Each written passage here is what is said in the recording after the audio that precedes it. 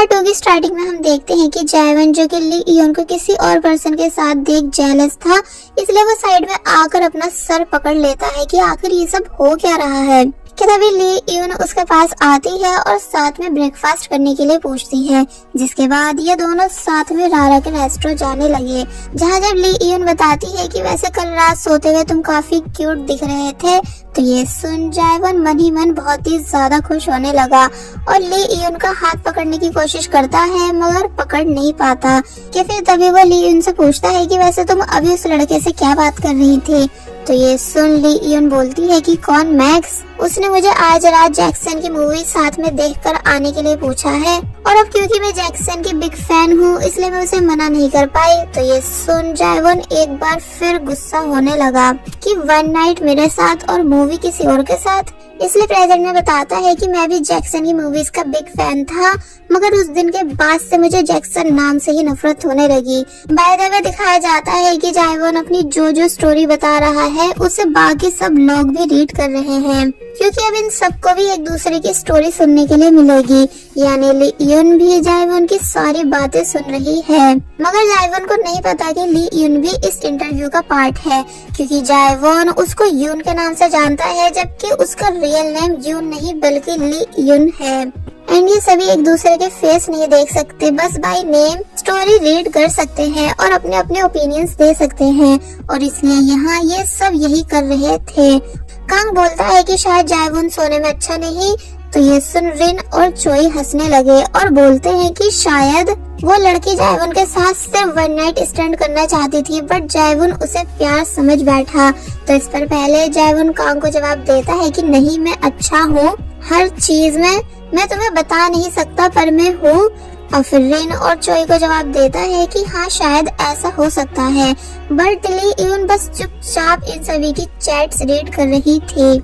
जिसके बाद अब हम फिर से वापस स्टोरी पर आए, जहाँ हम देखते हैं कि जायवन जो कि सर्फिंग बोर्ड पर पेंट कर रहा है मगर कर नहीं पाता, क्योंकि उसे बार बार यही ख्याल आ रहा था कि यून यानी ली इयोन मैक्स के साथ मूवी देखने गई हुई है। इसलिए फिर वो काफी रात होने के बाद रारा के रेस्टोरेंट ली इयोन को देखने आया, जो कि गिटार बजाने की कोशिश कर रही थी। जायवन बहुत कोशिश करता है कि ली इयोन उसे नोटिस करे, मगर वो करती नहीं, क्योंकि उसका सारा फोकस गिटार पर था। इसलिए जायवन को जब जैसे एक और दूसरा गिटार रखा दिखा, तो वो ली इयोन के अटेंशन पाने के लिए उस गिटार को प्ले करने लगा, और फिर होता भी ऐसा ही है। यानी ली इयोन जायवन को हैरानी से देख पूछती है कि अरे क्या बात, तुम्हें गिटार भी बजाना आता है? तो ये सुन जायवन खुश होता है कि हाँ मैं इसमें एक्सपर्ट हूँ, और फिर जब जैसे पूछने ही वाला था कि क्या मैं तुम्हें भी ये बजाना सिखाऊं, मगर ली इयोन ने अपना फेस दूसरी साइड कर लिया और जायवन को फिर से इग्नोर करने लगी, जिसके इस बिहेवियर से जायवन को बहुत बुरा फील होता है। नेक्स्ट डे जायवन देखता है कि ली इयोन अपने दोस्तों के साथ गेम्स खेलने में बिजी है और काफी ज्यादा खुश भी दिख रही है। इसलिए जायवन ये सब देख उदास होकर वहाँ से जाने लगा, मगर तभी एक बॉल उसे आकर लगी जो ली इयोन ने ही मारी थी। इसलिए वो अपना गुस्सा कंट्रोल करके वहाँ से चला जाता है। फिर जब बाद में वो रारा के रेस्टोरेंट था, तो तभी एक पर्सन ली इयोन से पूछता है कि अरे आज सुबह तुम मैक्स के साथ रोलर स्केटिंग कर रही थी है ना? वो बता रहा था। तो इस पर ली इयोन हाँ में जवाब देती है, पर ये सुन जायवन को एक बार फिर अच्छा नहीं लगा। मगर जब दूसरा पर्सन पूछता है पर क्या अब तुम्हारा लेग ठीक है, क्योंकि रोलर स्केटिंग के दौरान तुम्हारे पैर पे चोट लगी थी, तो इस पर वो हंसते हुए हाँ में जवाब देकर चली गई, जबकि वो लंगड़ा के चल रही थी। जिस बात को जायवन नोटिस कर लेता है, इसलिए जल्दी से भागता हुआ अपनी वैन आकर मेडिसिन बॉक्स निकालता है ली इयोन के लिए, मगर तभी स्टॉप होकर बोलता है कि आखिर मैं क्यों उसकी इतनी फिक्र कर रहा हूँ। यानी वो मुझे पूरा दिन इग्नोर करती है, ये जानने के बाद भी कि मैं उसे लाइक करता हूँ और लव यू भी बोल चुका हूँ, इसलिए अब मुझे उसकी फिक्र नहीं करनी चाहिए। एंड देन उदास होने लगा। प्रेजेंट में जायवन कहता है कि पहले मुझे स्पेशल लड़कियाँ पसंद थी जो सबसे अलग हो, तभी मुझे ली इयोन भी पसंद आई, मगर अब मुझे नॉर्मल लड़कियां पसंद है जिन्हें आसानी से समझा जा सके। तो ये रीड कर सियो योंग गुस्सा करने लगी कि भला ये क्या बात हुई, यानी हर लड़की का एक अपना अलग स्टाइल होता है, मगर ये सबको सेम क्यों कह रहा है? तो वही कांग बोलता है कि हाँ मैं जायवन की बात से एग्री करता हूँ, यानी अब मुझे भी नॉर्मल लड़कियां ही पसंद है जिन्हें हम आसानी से समझ सके, क्योंकि 5 साल पहले मैं भी एक अजीब लड़की से मिल चुका हूँ। जिसके बाद अब स्टोरी 5 साल पीछे जाती है कांग के सीन पर। कांग बताता है कि एक सुबह में सोकर उठा और बहुत बुरी तरह शॉक रह गया, क्योंकि मुझे समझ नहीं आ रहा था कि मैं यहाँ कैसे हूँ, और यहाँ तक कि मेरी टी शर्ट भी गायब थी जो मेरी साइड वाली लड़की ने पहनी हुई थी। अब हम देखते हैं कि वो लड़की और कोई नहीं बल्कि सियो योंग ही है, जो कि वन नाइट स्टैंड के बाद कांग के साथ नॉर्मल बिहेवियर करती है जैसे कुछ हुआ ही नहीं हो। मगर अब क्योंकि कांग का ये सब फर्स्ट टाइम था, इसलिए वो काफी बुरी तरह डरने लगा और सियो योंग के टॉप से अपनी इज्जत छुपाता है। सियो योंग पूछती है कि क्या हुआ, तुम्हें कुछ याद नहीं? तो इस पर कांग कंफ्यूज होने लगा और प्रेजेंट में बताता है कि ये बात मेरे लिए आज भी मिस्ट्री है कि मैं वहाँ पहुँचा तो पहुँचा कैसे। यानी मुझे अच्छे से याद है कि मैं अपने दोस्तों के साथ ड्रिंक कर रहा था, मगर फिर मैं उस रात उस होटल रूम कैसे पहुँचा और मेरे कपड़े किसने उतारे। वेल स्टोरी पर वापस आते हैं जहाँ ये दोनों अपने अपने कपड़े पहन चुके हैं। सियो योंग पूछती है कि तुम्हारा नाम क्या है, तो कांग अपना नाम बताता है, जिसे सुन सियो योंग हाथ आगे करती है ये बताकर कि और मैं सियो योंग, तुमसे मिलकर खुशी हुई।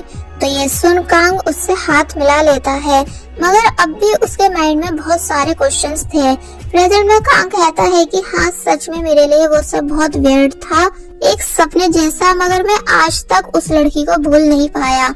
दूसरी तरफ जायवन बताता है कि वैसे क्या आपको पता है कि मुझे उसकी क्या बात सबसे ज्यादा हर्ट हुई थी। और फिर स्टोरी फिर से पास्ट में आई, जहां हम देखते हैं कि 3 लोग ली यून की फोटो देखते हुए बात कर रहे थे कि वो कितनी ज्यादा ऑसम है। जहां एक लड़का बताता है कि कल मैं इसके साथ सर्फिंग करने गया और पता है ये बॉटम टर्न तक कर लेती है। तो ये सुन जायवन हैरान था और फिर बीच साइड बैठकर बोलता है कि वो कौन था जिसने उसे सर्फिंग सिखाई, मैंने, और मैं ही उसको बॉटम टर्न भी करना सिखाना चाहता था। कि तभी ली यून भी वहाँ आती है और लेट जाती है। जायवन पूछता है कि तुम्हें बॉटम टर्न किसने सिखाई, जबकि वो मैं तुम्हें सिखाना चाहता था और सही मौसम का वेट कर रहा था ताकि तुम्हें चोट ना लगे। मगर ली यून कोई जवाब नहीं देती, बल्कि वह सोने की एक्टिंग कर रही थी। तो तब जायवन उसके फेस के सामने अपनी कैप करता है ताकि उसके फेस पर सनलाइट न आ सके। तो तब जायवन को अपनी इतनी फिक्र करता देख ली यून उसको सॉरी बोलती है, ये कहकर कि मुझे पता है कि तुम मुझसे गुस्सा हो। तो इस पर जायवन ली यून को उठाकर पूछता है कि तुम आखिर क्यों मेरे साथ ये सब कर रही हो, यानी क्या मैं तुम्हारे लिए कोई खिलौना हूँ। तो इस पर ली यून कहती है कि ठीक है, अब से मैं तुमसे दूर रहूंगी, और फिर से लेट गई। जिसकी ये बात सुन जायवन को तो ज्यादा गुस्सा आता है कि वो चुपचाप वहाँ से चला गया। और जब वैन के पास बैठा हुआ था तो तब उसे वहाँ से मैक्स जाता हुआ दिखा, जिससे जायवन पूछता है कि तुम्हारी मूवी कैसी रही जिसे तुम ली यून के साथ देखने गए थे। तो तब वो बताता है कि ली यून मेरे साथ मूवी देखने नहीं गई थी, क्योंकि उसने जाने से मना कर दिया था, ये बोलकर कि मैं जायवन के साथ मूवी देखना चाहती हूँ। तो ये बात सुन जायवन बहुत ही ज्यादा खुश होता है कि इसका मतलब ली यून भी मुझे प्यार करती है, मगर अपनी फीलिंग्स जता नहीं रही। इसने जब ली यून रेस्टोरेंट में वर्क कर रही थी तो तब वो उसे छुपकर एक पेपर दिखाता है जिसमें लिखा था कि कल बारिश होगी, इसलिए क्या तुम मेरे साथ फील्ड पे चलोगी।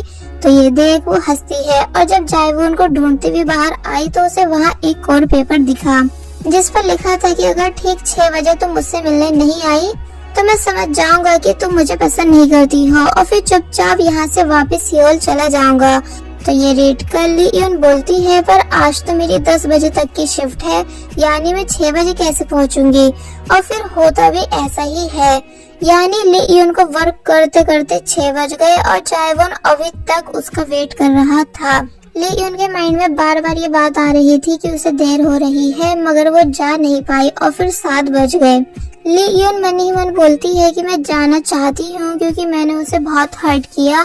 तब भी जब वो मेरा हाथ पकड़ना चाहता था तो मैं डॉग को बीच ले आई, और तब भी जब वो मुझे गिटार बजाकर दिखा रहा था तो तब मैंने उसे इग्नोर किया। फिर जब नेक्स्ट डे वो मुझसे बात करना चाहता था तो मैंने ऐसे दिखाया जैसे मुझे उसकी कोई फिक्र नहीं। एक्चुअली मैं ऐसा इसलिए कर रही थी क्योंकि मैं वन नाइट स्टैंड के बाद सब ओवर करना चाहती थी, यानी मुझे इस रिलेशन को आगे नहीं बढ़ाना था। पर जब कल उसने मुझे इतना सब होने के बाद भी सनलाइट से प्रोटेक्ट किया तो तब मेरा माइंड चेंज हुआ कि हाँ ये सच में मुझे पसंद करता है। इसलिए अब मैं सिर्फ अपने दिल की सुनूंगी और ली यून को पीछे छोड़कर अब हमेशा यून बन के ही रहूंगी। दूसरी तरफ जायवन जैसा ये लगने लगा है कि ली यून नहीं आने वाली, इसलिए वो उदास और गुस्सा होकर वहाँ से चला गया। मगर जायवन के जाते ही ली यून वहाँ पहुँचती है। फिर वो एक शॉर्टकट लेती है और वैन के सामने आ जाती है। जायवन ली यून को देख हैरान था, इसलिए जब उसके पास आ ही रहा था कि तभी ली यून ने डायरेक्ट जायवन को हक कर लिया और देर से आने के लिए सॉरी भी कहा। तो ये सुन जायवन खुश हो जाता है। ली यून मन ही मन बताती है कि मैं जायवन को इसलिए सबसे ज्यादा पसंद करती हूँ क्योंकि ये मुझसे कभी कोई सवाल नहीं करता और देखो ये अब भी मुझसे कुछ नहीं पूछ रहा है कि मुझे देर क्यों हुई, जिस वजह से मुझे फीलिंग्स आती है कि मैं इस पर्सन के साथ अपनी पूरी लाइफ खुशी खुशी स्पेंड कर सकती हूँ। नेक्स्ट डे हम देखते हैं कि ली यून और जायवन साथ हैं, जहाँ ये एक अच्छा टाइम स्पेंड कर रहे थे कि तभी बारिश स्टार्ट हुई, जिसे देखिए दोनों बहुत ही ज्यादा खुश हो जाते हैं और बाहर आकर बारिश को एंजॉय करते हैं। फिर जब ये दोनों साथ में बैठकर कॉफी पी रहे थे कि तभी जायवन ली यून से शादी के लिए पूछता है, क्योंकि अब जब ये दोनों एक दूसरे के साथ फॉल इन लव है तो इन्हें शादी कर लेनी चाहिए। जिस बात को सुन पहले तो ली यून हैरान थी, मगर फिर बाद में उसने इजीली हाँ बोल दिया क्योंकि उसके अकॉर्डिंग शादी एक फन है। जिसके बाद अब नेक्स्ट सीन में ये दोनों कैंपर वैन के ऊपर चढ़कर शादी करते हैं और बहुत सारी कस्में खाते हैं कि वो दोनों हमेशा साथ रहेंगे, एक दूसरे को समझेंगे और कभी एक दूसरे से नाराज नहीं होंगे और साथ ही कभी उनकी मैरिज रिंग को नहीं उतारेंगे। जिसके बाद जायवून ने 2 रिंग्स बाहर निकाली जिसे ये दोनों एक दूसरे को पहना देते हैं एंड देन लास्ट में किस करते हैं, यानी अब ये दोनों मैरिड हैं। प्रेजेंट में हमें दिखाया गया कि ये सब बात याद कर जायवून इमोशनल होने लगा क्योंकि उसकी फिंगर में आज भी वो वेडिंग रिंग थी मगर ली यून के पास नहीं। सभी लोग जायवून की स्टोरी सुन बोलते हैं कि अगर उस लड़की को जाना ही था तो उसने आखिर शादी ही क्यों की, एटलीस्ट जायवून की मैरिज लाइफ तो स्पॉइल नहीं करती। तो वही चोई बोलता है कि अरे भाई तू इस शादी को इतना सीरियस क्यों ले रहा है, यानी ये कोई लीगल शादी थोड़ी थी। केविकांग कहता है कि 1 मिनट, मुझे लगता है कि उस लड़की का कुछ तो मोटिव था, यानी चोरी या डकैती करने का, तभी वो जानबूझकर जायवून के क्लोज आ रही थी। तो ये सुन जायवून भड़क गया कि ऐसा कभी नहीं हो सकता, यानी मेरा दिल गवाह है कि उसे भी मुझसे प्यार था, इसलिए मैं कभी इस बात को मानने का ही नहीं कि वो मेरे पास किसी मतलब से आई थी।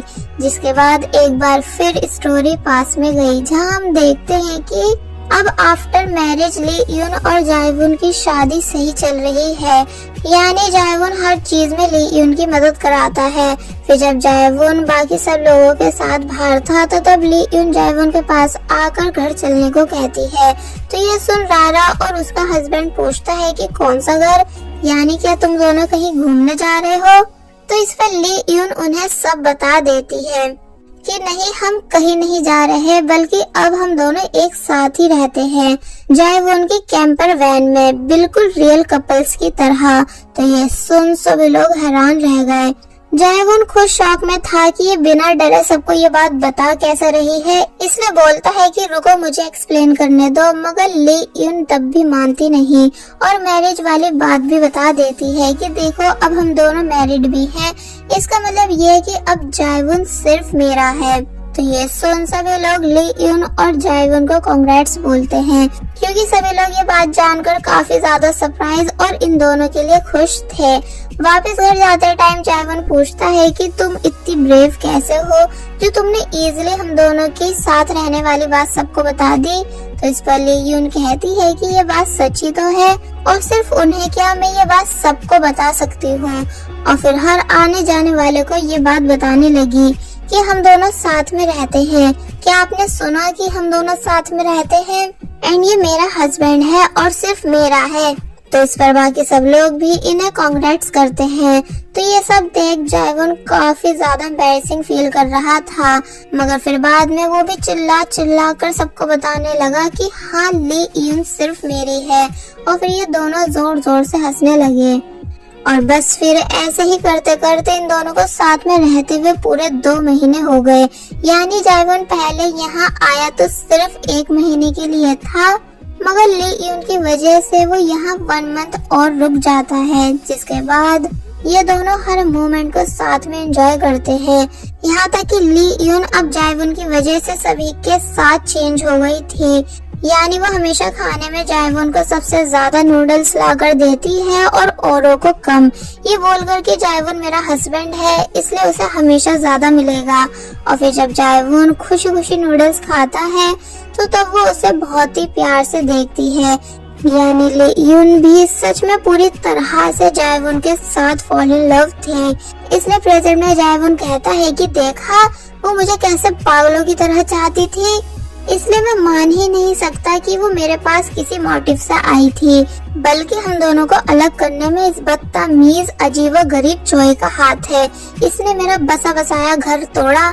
यानी अगर ये यहाँ कंपनी में काम नहीं बिगाड़ता तो मैं पक्का ली यून को लेकर ही सियोल वापस आता, मगर इससे मेरी खुशियाँ बर्दाश्त नहीं हुई। तो इस पर चोई भी भागता हुआ आकर बताता है कि मैंने कुछ भी जानबूझकर नहीं किया। यानी तुम 1 महीने का बोलकर वेकेशन पे गए थे, मगर तुमने पूरे 2 महीने लगा दिए, इसलिए मैं कब तक अकेला सब हैंडल करता। तो ये सुन जायवॉन चुप हो गया। अब हम देखते हैं कि पास्ट में जायवॉन चोई की अर्जेंट कॉल के बाद जल्दबाजी में सियोल जा रहा है, मगर जाने से पहले ली यून से पूछता है कि तुम्हें मेरा नंबर याद है ना? तो इस पर वो हाँ में जवाब देती है। जायवॉन पूछता है पर अगर तुम मेरा नंबर भूल गई तो इस पर वो उसे एक चिट दिखाकर बताती है कि मैंने उसे लिख भी रखा है। तो तब जायवॉन कहता है ओके, और तुम्हें याद है ना कि सियोल में हमें कहाँ मिलना है?